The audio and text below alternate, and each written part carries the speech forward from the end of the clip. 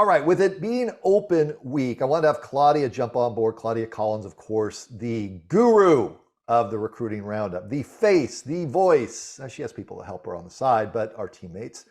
But if here it is open week. First of all, before we get into some names you want to jump on, let's get your view of the open and what you're most looking forward to in that first round of matchups. The game you're like, Brad, I cannot wait to see which one of those four games. I think it's the Saguaro Hamilton game. It kind of falls right in the middle, and it's kind of built a rivalry over the last few years. I actually talked to Coach Zadebski about the game. He had some thoughts on being seated lower than Chandler after having just beat them in the battle for Arizona Avenue. He said he would love to see the AIA disclose their algorithm and what that looks like. And he said if there's a human element to it, that's fine, because he agrees this Hamilton Saguaro matchup is perfect for the first round of the Open. And it's going to be really fun to watch that Hamilton defense against Devin Dampier. So I can't wait to see it. That's definitely the one that's most on my radar, and probably a lot of others too. There's some Hamilton players we'll get to a little bit later in the segment, but you've got five players with letter of intent day, December 21st. And we're sitting here in mid-November, and there are five names. Run through it. Let's just start up at Pinnacle. Deuce's name has been out there. Fans say Deuce Robinson, that is the guy. What does Claudia Collins think of Deuce Robinson, and where is he leaning, looking? What do you make out of Deuce Robinson? Well, for starters, he's just such a high character kid. And that's something that I'd heard about him before meeting him. I remember ahead of the season, I went to a scrimmage, interviewed him, super polite guy. And he was the last one to leave the field aside from me. And he was picking up trash, which I had heard that was something he did. But truly, he was the last one on the field, which I think says a lot about his character, which matters a lot at the next level. He's a three-sport athlete. He plays basketball, football, and baseball, and is a star in all three sports. All signs are currently pointing to him committing to USC.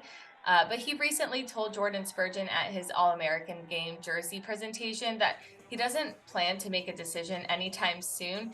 He did recently visit Texas, and I think that means that his options are still open, but the real question is he going to play football or baseball? And I don't think he has to choose. And my understanding is he doesn't want to. He's looking for an opportunity to play both at the next level. But right now, I think just the guy that he is, Pinnacle's the number 4 seed in the 6A, and they're just looking forward to playing at Valley Vista. Run through some of the other names that are on your radar. Okay, another obvious one probably would be Caleb Lamu at Highland, the offensive lineman.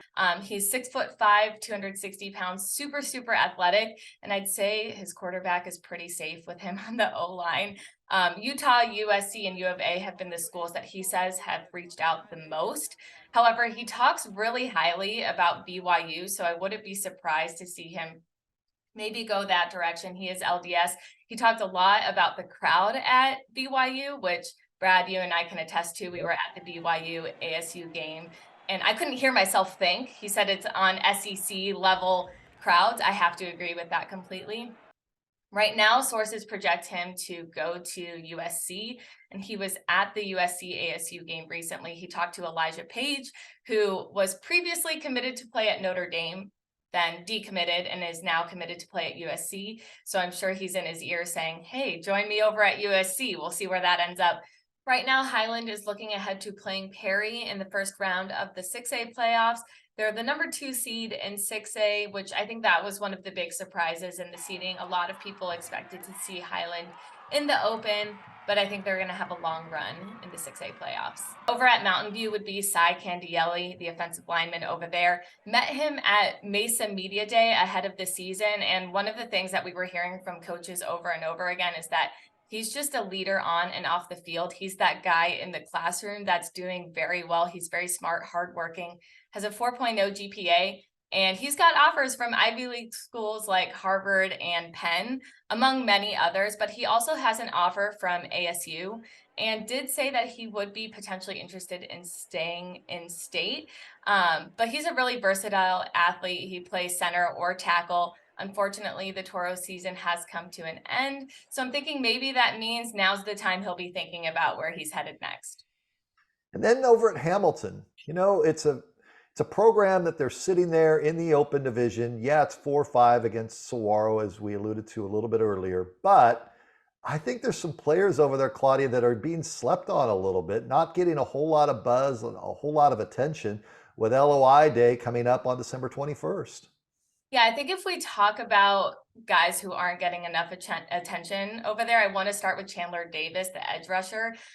He's probably the most under the radar guy in this lineup that I'm talking about today. He only has offers from Idaho State and NAU, and he kind of came onto my radar in the battle for Arizona Avenue last year, and he hasn't disappointed since. So kind of not seeing those offers come in is surprising. He has 36 solo tackles and 81 total tackles this season, 7.5 sacks, one on Chandler this past week. And yeah, I just expected to see more come his way. So maybe that's what the Open will do for him. I'm not sure. But then there's Alex McLaughlin, another guy who's been on my radar for a while, so not as under recruited by any means as Chandler Davis.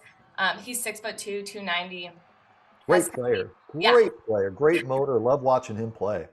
Yeah, he's a big dude. He's got 63 solo tackles and 107 total tackles and 8 sacks on the season, 3 of which, or 3.5 of them, came against Dylan Raiola, who's the #1 prospect in the class of 2024. I asked him after the Battle of Arizona Avenue if it felt extra good because it was Dylan, and he said, I think he was kind of, hyping himself down a little bit. He said his approach is always the same, but they knew he was going to be a tough opponent.